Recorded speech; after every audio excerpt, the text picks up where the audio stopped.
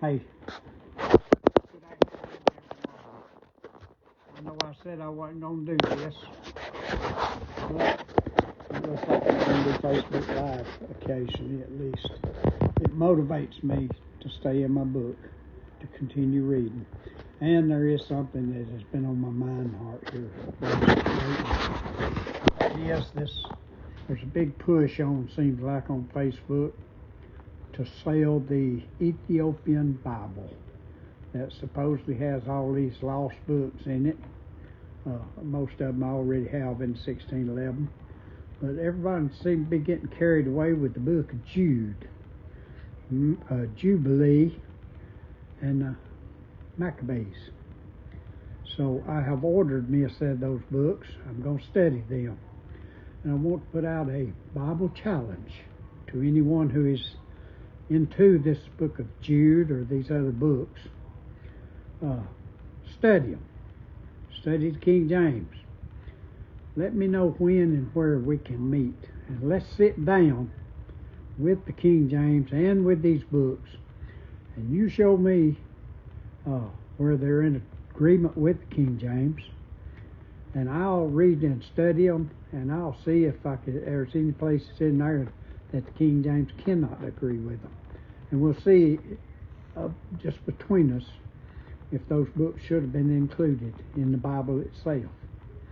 So, but anyway, now, the Bible, nowhere in the Bible does it say anything about a book of Jude. Now, it does say that Jude, or Enoch, or book of Enoch, not Jude. The Bible does say that Enoch was a prophet. He prophesied of the returning, coming of Jesus Christ to judge the ungodly. So he was a prophet, but it doesn't say anything about a book of Enoch.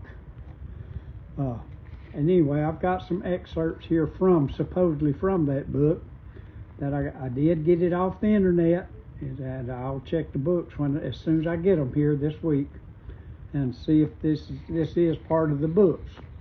But anyway, these excerpts I thought was interesting, and I'll go ahead and read them to everyone. And that is, it says Noah. It's talking about Noah. It said Noah was born albino. He stood in the midwife's arms and spoke to God like a grown man. His own father believed he was the offspring of a fallen angel. And almost no Christian life has ever been told any of this. The full description of Noah's birth was preserved in a single ancient text, and supposedly you can get that ancient text if you order an Ethiopian Bible. Here is what it records. And his body was white as snow, and red as the blooming of a rose, and the hair of his head and his long locks were white as wool. He was born with a head full of hair, long hair, and his eyes beautiful. And when he opened his eyes, he lighted up the whole house like the sun, and the whole house was very bright. The ancient record keeps going. And he arose in the hands of the midwife, opened his mouth, and conversed with the Lord of righteousness. A newborn, a newborn standing up in the midwife's arms, speaking, not crying, not gurgling, speaking, conversing with the God of righteousness the moment he was pulled from the womb. The midwife stood frozen, and his father Lamech took one look at his son and ran. Lamech went to Methuselah. Methuselah went to Enoch to find out if the baby was human. Enoch consulted God himself, and God answered, "The child who is born of him shall be left on the earth, and his 3 children shall be saved with him. When all mankind that are on the earth shall die, he and his sons shall be saved, and his name shall be Noah." God himself confirmed it. The child was human, the child was righteous, The child was the chosen remnant. The child, listen now, was the only uncorrupted bloodline left on the entire earth. And we're talking about physical bloodline here.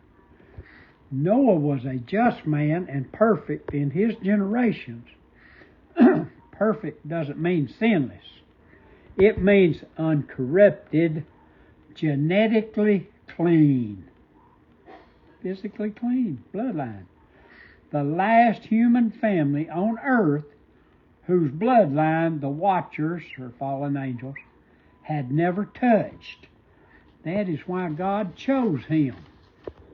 Not because he was righteous, not because he was the most obedient, not because he was the strongest, but because in a world where the Watchers had spread their bloodline into nearly every family on earth, Noah's line was the only one left that was still fully human.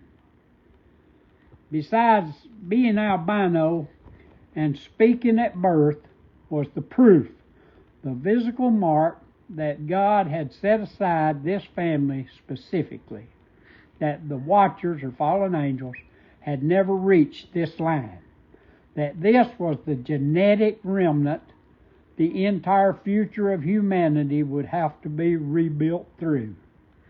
Now, a few months later, God told Noah to build the ark. And a few months after that, the flood came. Now, I will admit, I've ordered these books. I'm going to study them. But I am going into it with, I guess you would say, a bias. When I read this, it reads more like, to me, it reads more like a child's storybook than it does a Bible. But I will try to keep an open mind as I study them and see. But I would welcome anyone to meet here in a couple of weeks. Give me a couple of weeks to study them. And let's meet. Let's get together somewhere and decide together. Did these books ever belong with the King James Bible? Or were the scholars right who rejected them and called them heresy? Anyway, there'll be more on that here. I got to get my books and study first. But this is motivation for me to get back into my book, sincerely study, to try to find the one truth and walk therein. Anyway, hey, I hope everyone has a fantastic week. Y'all pray for me, because Lord knows I need it. I need it big time. I'm always weak. I'm weak spiritually. I need help. So y'all pray for me. And Lord willing, we'll all just get together someday and have a good Bible study. Thank you, and see you later.